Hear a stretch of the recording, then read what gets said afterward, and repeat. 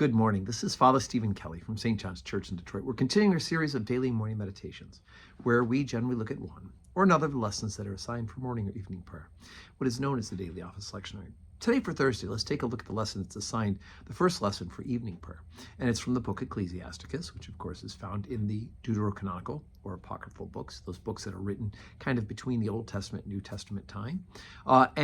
This is a part of what is known as wisdom literature. It's sayings about how it is that we should live in relationship with God and how we should live in relationship with our neighbors. So we're already up to chapter number 28, beginning at verse 13. Curse the whisperer and double-tongued, for such have destroyed many that were at peace. A backbiting tongue hath disquieted many, and driven them from nation to nation. Strong cities hath it pulled down, and overthrown the houses of great men.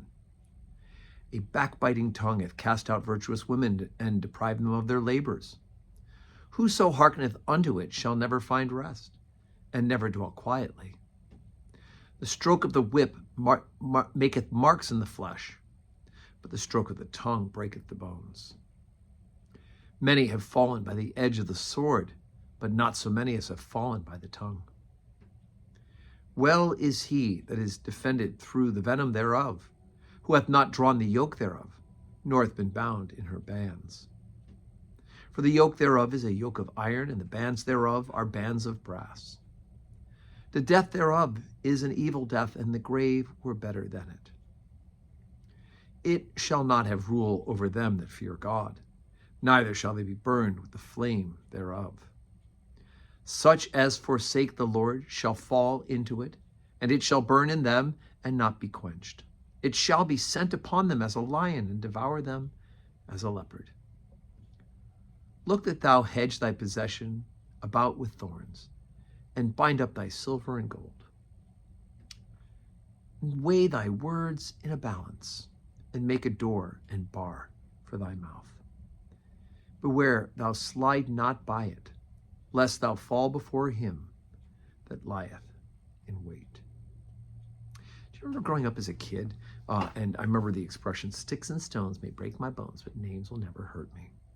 But, quite frankly, we hear almost the opposite here, that the stroke of the whip that marks the flesh, but the stroke of the tongue breaketh the bones. So there is such an important spiritual discipline in having guardianship over your tongue, having what's known as custody of the tongue. In the same way we have to have custody of our eyes so we don't look on things and be lustful and sinful with our eyes. Remember we talked about plucking out eyes yesterday.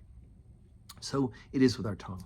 The writer of Ecclesiasticus tells us that we have to literally bind it up like gold. We would protect gold and silver to prevent ourselves from getting into backbiting and to gossiping and doing all those sort of things. I know I went through a period of time where somebody was telling half-truths about St. John's and the ministry here.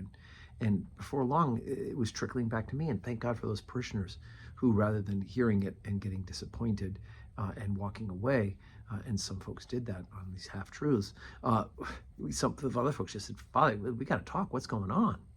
And when they figured out what the rest of the story was, in fact, it was something that was being done to glorify God. And the person telling the tales just didn't like it. So it could do a lot of damage. Just a little bit of backbiting, a little bit of tattling, a little gossiping. Next thing you know, you've destroyed something that God has been trying to build up. So, brothers and sisters, watch your tongue. Know that in the end, God will prevail. But we don't want to do damage to others or to something he may be doing through others because we think we're smart, snarky, maybe a little too sarcastic for our good, or we outright want to destroy somebody through gossip and rumor. God forbid.